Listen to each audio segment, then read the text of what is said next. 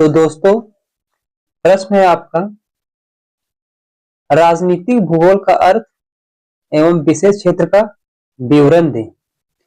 Discuss the meaning and scope of political geography. ठीक है, उत्तर देखते हैं।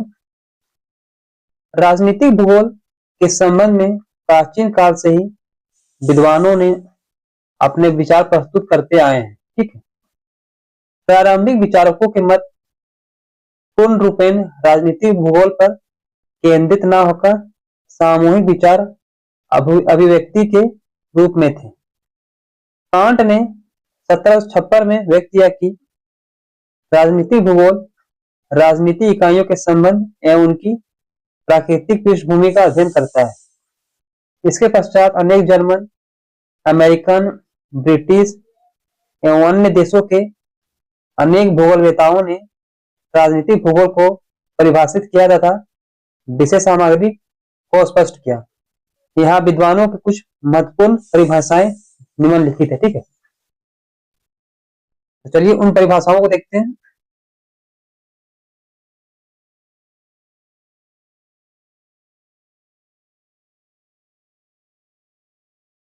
NJG पोन्स के अनुसार राजनीतिक भूगोल राजनीतिक दृष्टि से संगठित क्षेत्रों, उनके संसाधनों, विस्तार एवं उन कारणों से संबंधित है जिसके कारण एक विशिष्ट भौगोलिक स्वरूप का विकास होता है। उपरोक्त परिभाषा से स्पष्ट है कि राजनीतिक भूगोल राज्य से संबंधित होता है। राज्य के कुछ विशिष्ट कार्य होते हैं जिनमें प्रमुखतम जनसंख्या पोषण है और अच्छा है। इसके लिए राज्य को प्राकृतिक एवं आर्थिक साधनों पर निर्भर रहना पड़ता है। राज्य के संसाधनों पर ही राज्य का विकास एवं शक्ति निर्भर करती है। अतः राजनीतिक भूगोल में उन समस्त प्राकृतिक और आर्थिक संसाधनों का अध्ययन किया जाता है जो राज्य से संबंधित है। इसके अतिरिक्त उन कारणों का भी अध्ययन करता है जिनसे राज्य का विशेष स्वरूप विकसित होता है। अतः राज्य के प्राकृतिक स्वरूप अर्थात स्थिति, धरातल, जलवायु, मिट्टी का उपजाऊपन, जल शक्ति आदि एवं आर्थिक साधनों का अध्ययन इसके अंतर्गत किया जाता है, जिससे राज्य एक विशिष्ट भौगोलिक इकाई के रूप में विकसित होता है।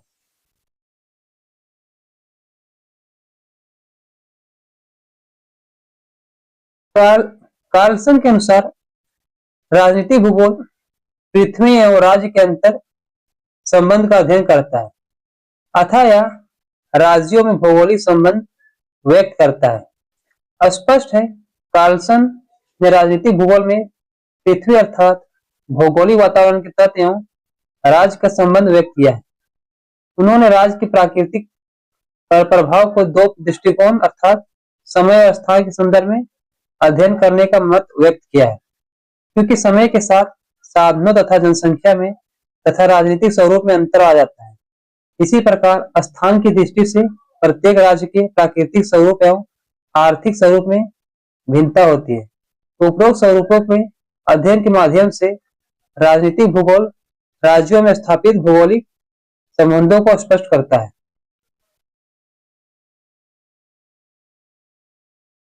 रिचर्ड हार्टसोन के अनुसार राजनीतिक भूगोल भिन्न भिन्न स्थानों में विभिन्न राजनीतिक उपक्रमों का पृथ्वी तल पर व्याप्त विविध लक्षणों से संबंधित कर अध्ययन करता है। हार्टसोन की परिभाषा उनकी भूगोल की परिभाषा से समता रखती है। उनके अनुसार भूगोल प्रधानता क्षेत्र विविधताओं का अध्ययन करता है। इसी प्रकार राजनीतिक भूगोल पृथ्वी तल पर व्याप्त प्राकृतिक, आर्थिक, मानवीय समानताओं एवं असमानताओं के साथ ही राजनीतिक स्वरूप में व्याप्त विविधताओं का अध्ययन करता है, क्योंकि राजनीतिक भिन्नता का कारण भी अंततः वातावरण की भिन्नता होती है।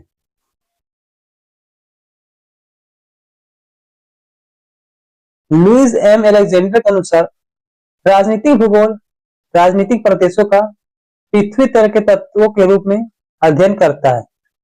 उपरोक्त परिभाषा में राजनीतिक प्रदेश अर्थात राज्य को पृथ्वी अर्थात वातावरण का तत्व स्वीकार किया है।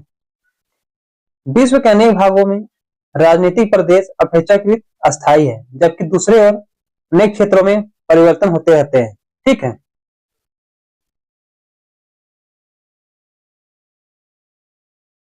पृथ्वी तल के अन्य तत्वों अर्थात धरातल, जलवायु, अधिवास प्रारूप, यातायात आदि के साथ राजनीतिक क्षेत्रों का सामंजस्य स्थापित कर राजनीतिक भूगोलवेत्ता एक मार्ग प्रशस्त कर सकता है, जिससे राज्य का अधिकतम विकास विकास संभव हो सकता है एवं उसकी अनेक समस्याओं को समझा जा सकता है।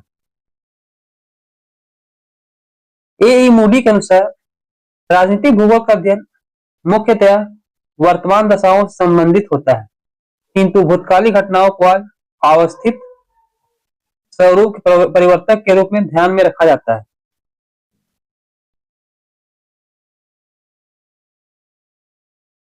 मोडी महोदय ने राजनीतिक भूगोल में ऐतिहासिक अध्ययन को महत्वपूर्ण वर्णित किया है।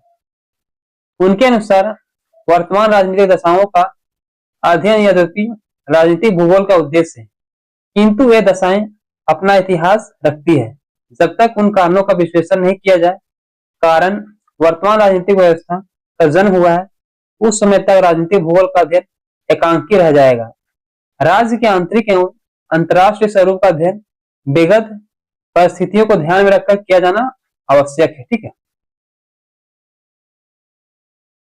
रिचर्ड मूर के अनुसार राजनीतिक भूगोल राजनीतिक एवं भौगोलिक उपक्रमों के मध्य स्थानगत अथवा क्षेत्रीय अंतर संबंध को स्पष्ट करता है।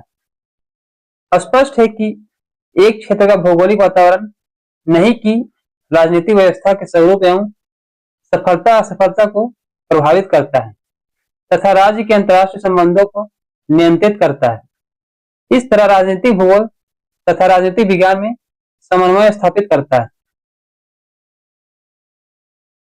बिगट एवं साथियों ने अपनी पुस्तक प्रिंसिपल ऑफ पॉलिटिकल ज्योग्राफी में राजनीतिक भूगोल को परिभाषित करते हुए लिखा है, राजनीतिक भूगोल का अध्ययन उन आंतरिक भौगोलिक तथ्यों की व्याख्या करता है जो राज्य को विशिष्टता प्रदान करते हैं तथा राज्यों के मध्य संबंध स्थापित करते हैं। एस बी कोहन के अनुसार राजनीतिक भूगोल वह शाखा है जो राजनीतिक उपक्रमों को भौगोलिक परिवेश में प्रस्तुत करती है। स्थान स्थान पर राजनीतिक उपक्रमों की भिन्नता राजनीतिक भूगोल की मूल भावना है। स्पष्ट है कि राजनीतिक भूगोल में एक और संपूर्ण राजनीतिक घटनाक्रम समाहित है, तो दूसरी है भौगोलिक पर्यावरण जो निरंतर उन्हें परिचालित करता रहता है। ठीक है। कोलोसोव के अनुसार राजनीतिक भूगोल एक भौगोलिक विज्ञान है जो राजनीतिक शक्तियों के प्रादेशिक संतुलन और समाज के राजनीतिक जीवन के स्थानीय संगठन, सीमाओं, राजनीतिक प्रादेशिक विभाजन आदि का अध्ययन करता है।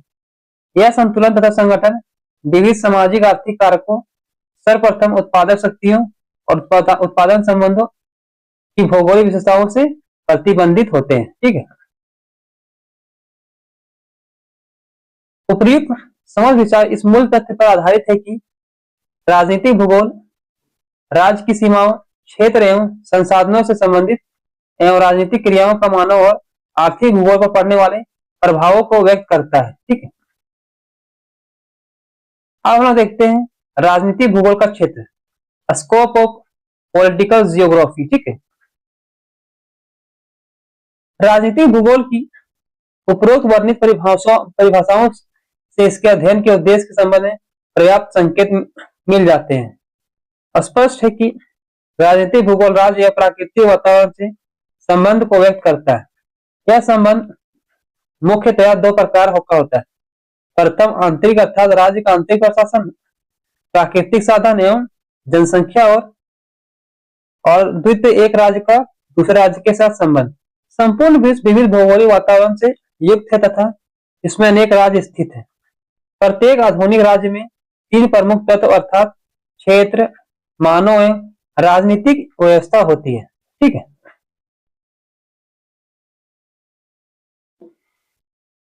किसी एक तत्व के अभाव में राज्य अस्तित्व रहित हो जाता है।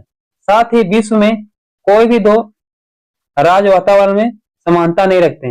राज्य की शक्ति, संपन्नता अथवा निर्बलता वहां के भौगोलिक वातावरण द्वारा ही निर्धारित होती है। अतः राजनीतिक भूगोल का क्षेत्र अत्यधिक व्यापक है। यद्यपि इसके अध्ययन की इकाई राज्य होता है, किंतु विश्व में अनेक राज्य है तथा प्रत्येक राज्य एकांकी नहीं रह सकता।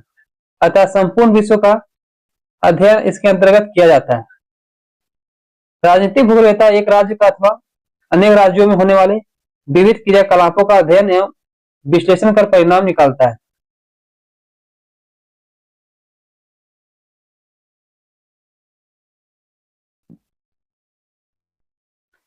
अब है संक्षेप में राजनीतिक भूगोल का अध्ययन क्षेत्र अग्रलिखित है। ठीक है, पहला है राज्य का भौगोलिक विस्तार एवं भौगोलिक वातावरण का अध्ययन।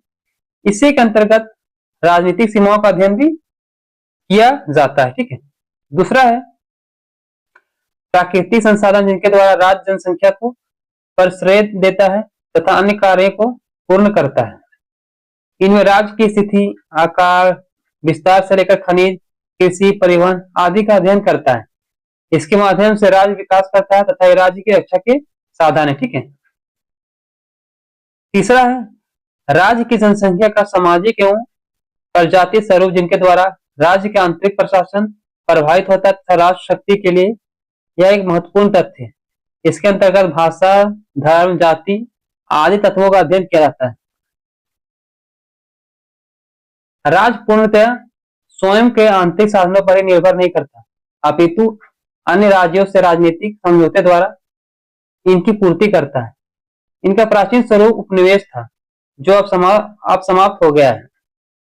यह समझौता कभी आर्थिक कारणों से तथा कभी राजनीतिक कारणों से किए जाते हैं। अतः राजनीतिक भूगोल इस प्रकार के समझौते का भौगोलिक स्वरूप स्पष्ट करता है। ठीक है, पांचवा है राजनीतिक भूगोल वर्तमान विश्व की राजनीतिक घटनाओं का भौगोलिक कारण स्पष्ट करता है। चाहे वह पश्चिमी एशिया का संकट हो या अफगानिस्तान का अथवा भारतीय उपमहाद्वीप की घटनाएं हो, सभी को भौगोलिक वातावरण की पृष्ठभूमि में अध्ययन कर उनका समाधान का मार्ग प्रशस्त करता है। ठीक है,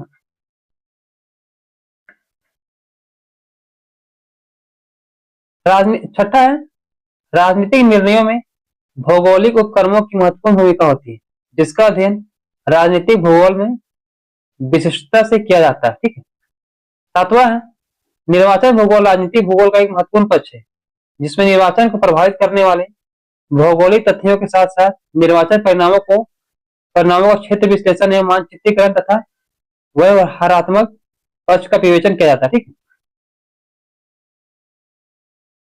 अब 8वां देखते हैं अंतरराष्ट्रीय संगठनों की व्यवहारिक भूमिका राजनीतिक भूगोल का महत्वपूर्ण विषय है। विश्व के अशांत क्षेत्रों का कारण विश्लेषण एवं समस्याओं का समाधान राजनीतिक भूगोल का विषय क्षेत्र है। संक्षेप में राजनीतिक भूगोल राज्य की समग्र गतिविधियों, राज्य के अंतर संबंध, क्षेत्रीय सहयोग एवं विश्व संगठनों का अध्ययन करता है। वर्तमान राजनीतिक भूगोल सैद्धांतिक निरूपण न होकर व्यवहारिक पक्षों, अप्लाइड एस्पेक्ट्स को अधिक महत्व देता है।